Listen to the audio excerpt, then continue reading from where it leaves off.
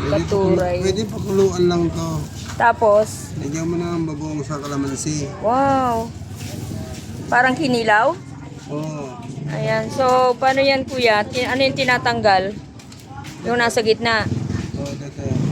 Ah, Nasa gitna. kasi yan po yung mapait. Medyo mapait. Hindi naman gano'ng mapait. Sa tama lang. Pero maganda yun. Masarap yan kasi ano yan sa mga high Oh, blood. ayan oh. Oo, sa...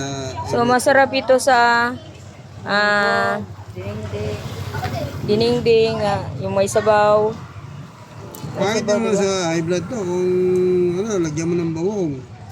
Maalat, di ba? Bawal din maalat. Munggo na lang, sir. Kaya gulayan mo lang siyang kanire. Ang dami no, ang daming binigay ng ano mo. Daming binigyan dyan. Ilang supot dyan, mga anim Ay, yata. nag-harvest siguro siya sa ano Oh, nila. may puno sa bahay nila eh. Ah, ang cute. Pinamimigay lang niya. Katuray.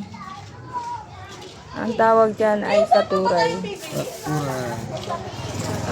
Bulaklak ng katuray. Bulaklak ng katuray. Marupok lang yung ano ito. Yung Kaya madali na puputol. parang malunggay. Tapos pag ano na, hindi na mapait yan kasi natanggal na yung mapait. Oo. Oh, lagyan na. Ayan pala ang ano niyan eh, technique niyan eh. Para ano eh. Na